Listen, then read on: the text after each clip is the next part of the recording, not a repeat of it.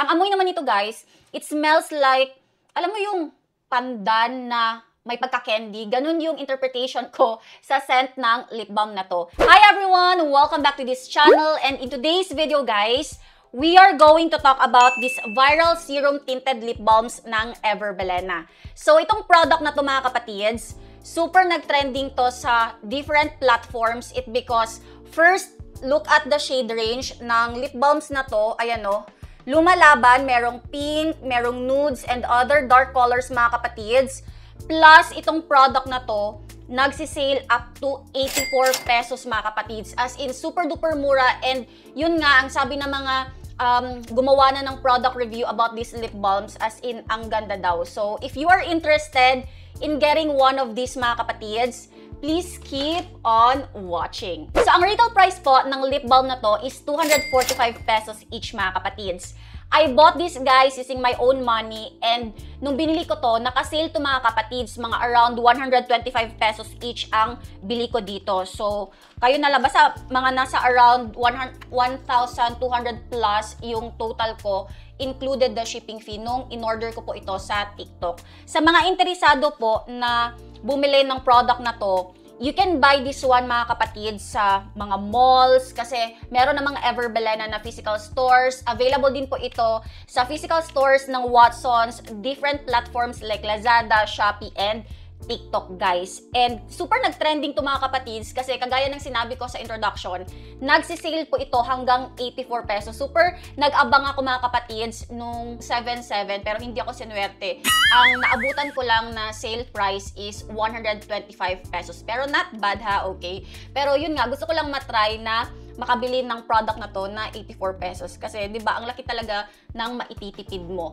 And then, meron po itong available na 9 shades. And kaya nag-trending to mga kapatids kasi ang nilabas nila na shades, guys, lumalaban like lipstick na. And then, ganito naman, guys, ang itsura ng mismong actual component. As in, super duper pretty mga kapatids. Pagkita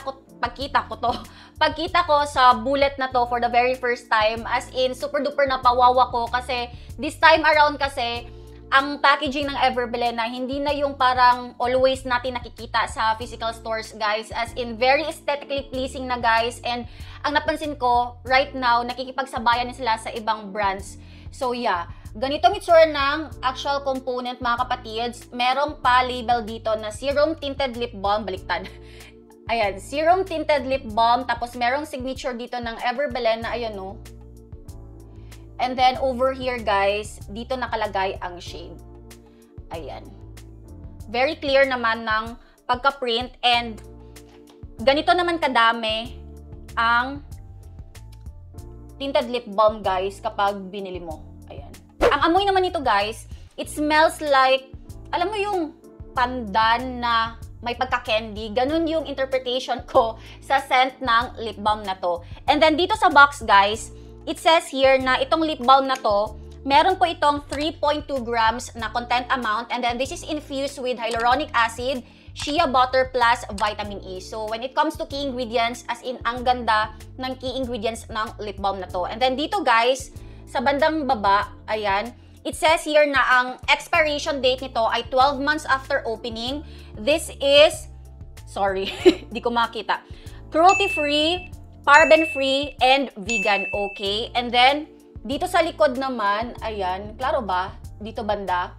Ang pa-claims ng lip balm na to, this is moisturizing daw, hydrating, soothing, and weightless. And in my opinion guys, since twice ko na po itong na-try, itong shade na Her, as in, very legit mga kapatids, itong pa-claim. It's very moisturizing guys, very hydrating, comfy sa lips, and hindi siya kagaya sa ibang lip balm na, alam mo yung kapag in-apply mo sa lips, para kang naglagay ng mantika sa iyong lips guys. Alam mo parang merong mantika na dumikit, hindi siya ganon na klase na lip balm. So now, mag-swatch na po tayo sa kamay and then after that, sa lips na po. So this is in the shade Her guys. Ayan, super duper ganda ng pagka-pink ng lip balm na to. And then this is hibiscus. And then this third shade is called cherry. Ayan. This fourth shade naman guys, this is latte. Ito naman pong panglima, this is the shade naked. Ayan. Ito naman pong pang-anim, this is Toast of New York na shade. Ayan. This 7th shade naman, this is Rosé. This is Bloom naman, guys. The second to the last shade. Ayan.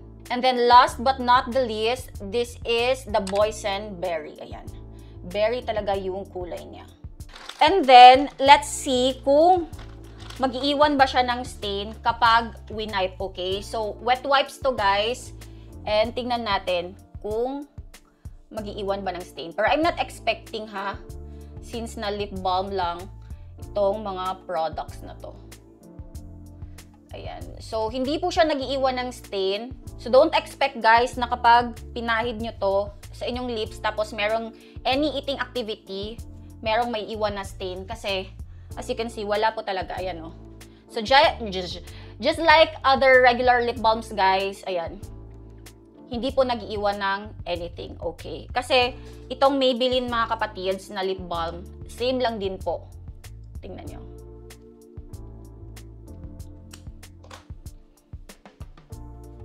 Diba, wala ding stain.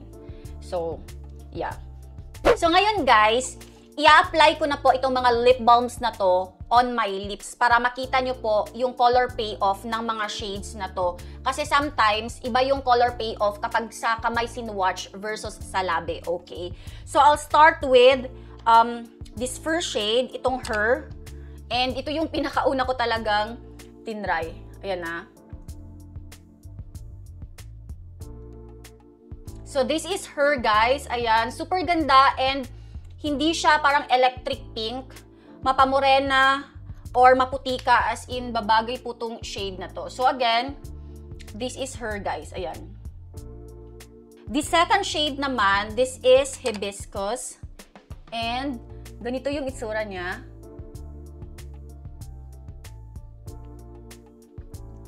Ayan, ang ganda din ng lip balm na to. Parang siyang apple. Ayan. So, this is Hibiscus again. Ito namang shade na to, guys. This is Cherry. Ayan. Mas bright siya ng konti compared kay Hibiscus. Ayan. Cherry nga yung shade na to. Ayan. This fourth shade naman, mga kapatids, this is Latte. Ayan. If you want nude, ito yung kunin nyo. So, ganito yung lapat ng latte, guys, sa aking lips. Itong ikalima naman na shade, mga kapatids, this is Naked. So, itong Naked, mga kapatids, in my opinion, this is my MLBB. As you can see, para ko lang siyang lips, guys, but better. So, yeah.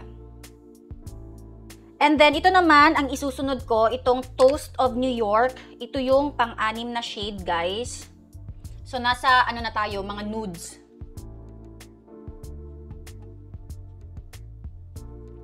Ayan. Ako lang ba? Parang itong Toast of New York and Latte, parang magka-same na, na shade, color. Ayan. This is the third to the last shade, guys. This is Rosé or Rosette. Paano ba ito i-pronounce?